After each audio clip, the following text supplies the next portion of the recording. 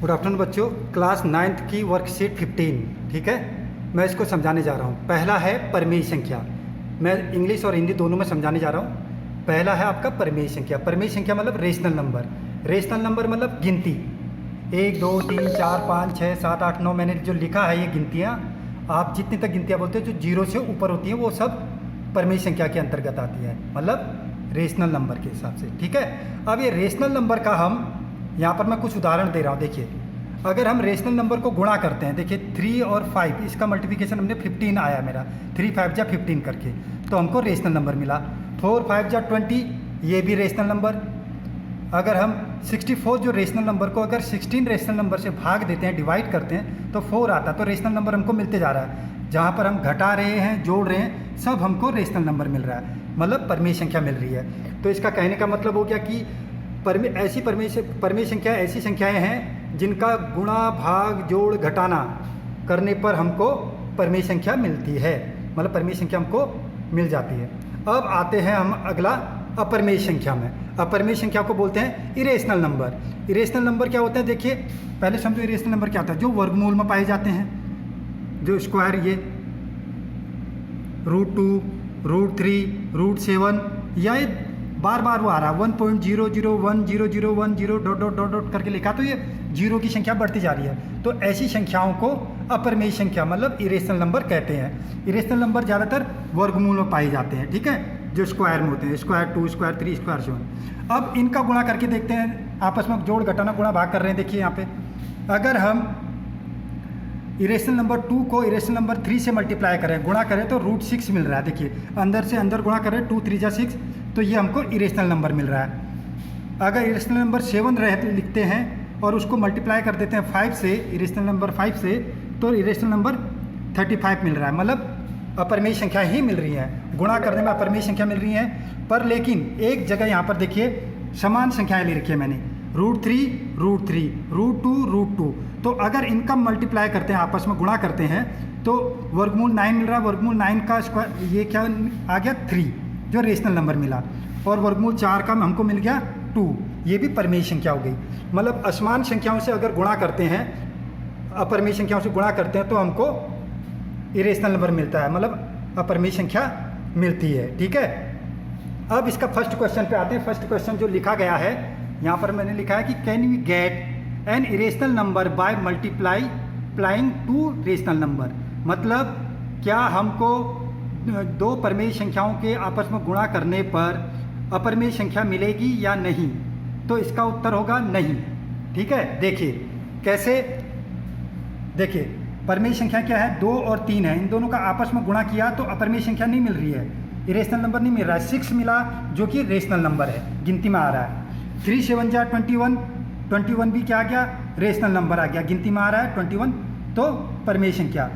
तो कहने का मतलब हो गया कि अगर हम परिमेय संख्याओं को आपस में गुणा करते हैं या मल्टीप्लाई करते हैं या जोड़ते हैं या घटाते हैं या भाग देते हैं, तो हमको रेशनल नंबर ही मिलेगा, मतलब परिमेय संख्या ही मिलेगी। अब यहाँ पर भी देखिए सेकंड क्वेश्चन पे आते हैं। आप देखिए सेकंड क्वेश्चन क्या कर रहा है, can we get a rational number by multiplying 2 irrational number. 2 अपरिमेय संख्याओं के आपस में गुणा करने पर क्या हमको रेशनल नंबर मतलब परिमेय संख्या मिलेगी या नहीं। तो यहाँ पर भी हम बोलेंगे नहीं, क्योंकि हमें परिमेय संख्या नहीं मिल रही है, इरेशनल अपरिमेय संख्या ही मिलेगी। कैसे, आप दिखाता हूँ मैं इसका आंसर। देखिए यहाँ पर मैंने बना के रखा है, √3 इरेशनल नंबर है, अपरिमेय संख्या है, √7 अपरिमेय संख्या है, इरेशनल नंबर है। तो दोनों का मल्टीप्लाई किया तो √21 आ गया, 3 7 जा 21, तो ये इरेशनल नंबर मिल गया। इसी प्रकार से देखिए अगर मैं किसी इरेशनल नंबर को मल्टीप्लाई करता हूँ, 10 इरेशनल नंबर है, रूट में वर्गमूल में दिख रहा है, और वर्गमूल 5, ये स्क्वायर रूट ये क्या दिख रहा है, 5 दिख रहा है रूट। ठीक है, √5 दिख रहा है। तो इन दोनों को मल्टीप्लाई किया तो 10 5 जा 50, तो ये वर्गमूल में दिखाई दे रहा है, तो इसका मतलब ये इरेशनल नंबर है। ठीक है, अब हम आते हैं सीधे से थर्ड क्वेश्चन में कि इरेशनल नंबर के गुणा को हमने के प्रश्नों को हम गुणा करके या भाग करके या घटा के जोड़ के जो भी हो सरल करके दिखाना है। ठीक है, तो अब तीसरे प्रश्न में मैं आ रहा हूँ। देखिए तीसरा प्रश्न क्या बोल रहा है, थर्ड का फर्स्ट है 10 √10 × √5 वर्गमूल 10 गुणा वर्गमूल 5। तो दोनों का मल्टीप्लाई किया तो अंदर से अंदर गुणा करना है, वर्गमूल का निशान वैसा ही रहेगा, 10 5 जा 50। इतना भी लिख दोगे, वर्गमूल 50 भी लिख दोगे, या आप इसको और सरल कर सकते हो। देखिए यहाँ मैंने सरल करके दिखा रखा है, इसके फैक्टराइजेशन गुणनखंड कर दिए हैं, तो बाहर निकला 5 का जोड़ा आपका बाहर निकला हुआ है। देखिए जोड़े को बाहर निकालना है तो 5√2, ठीक है। उसी प्रकार से अब तीसरे क्वेश्चन में आते हैं, सॉरी सेकंड पे, बी नंबर पे। तो √6 का गुणा करना है √3 + 2 से। तो मैंने 2 अंकी गुणा या 1 अंकी गुणा आपने सीखा हुआ है, वही गुणा करना। देखिए √6 है, √6 से अंदर मल्टीप्लाई कर रहा हूँ, 6 3 जा 18, तो वह वर्गमूल 18 आ गया।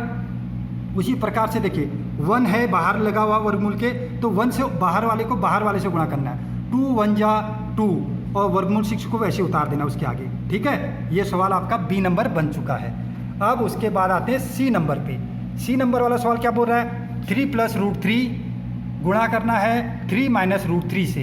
तो आपने कक्षा 7 और 8 में पढ़ रखा है a + b, a - b बराबर होता है आपका a² - b², मतलब a आपका 3 है और b आपका वर्गमूल 3 है।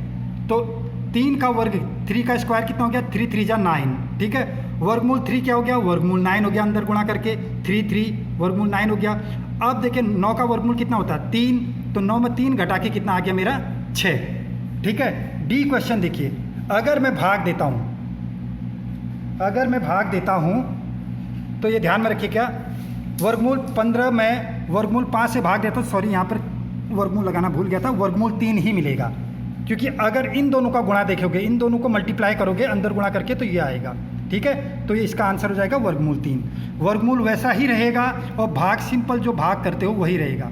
5 से 15 में 15 में भाग दोगे तो 3 आएगा और वर्गमूल का निशान वैसा ही रहेगा। वर्गमूल में बिल्कुल छेड़खानी नहीं करनी है।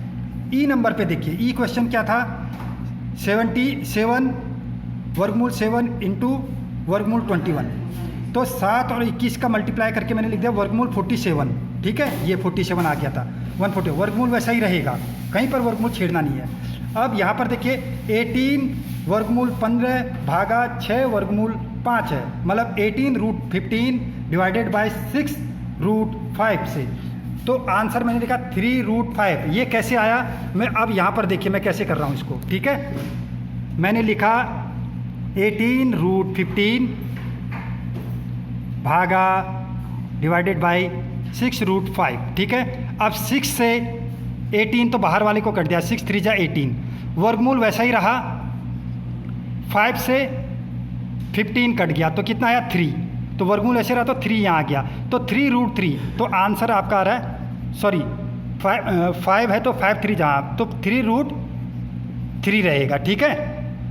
अगर यहाँ 3 है तो यहाँ पे गलत लिखा है जरा सा, 3√3, ठीक है। इसी तरह से एक उदाहरण और बताता हूँ आपको, यहाँ पे ध्यान से देखिएगा। अगर ये दे दिया क्वेश्चन पे, आपने समझना जरूरी है, 18√15 / 6√5 ये दे दिया है। तो मैंने क्या किया, 18√15 वैसे ही लिखा / 6√5। अब मेरे दिमाग में आया कि यार बाहर वाले को बाहर वाले से 6 3 जा 18, अंदर वाले को 5 3 जा 15, तो अंदर √3 बचा है और बाहर 3 है, तो 3√3। ये आपका आंसर आ गया, ठीक है। आशा करता हूँ ये समझ में आया होगा, और नहीं आया तो एक बार दोबारा बताने की कोशिश कीजिएगा, ठीक है। ओके।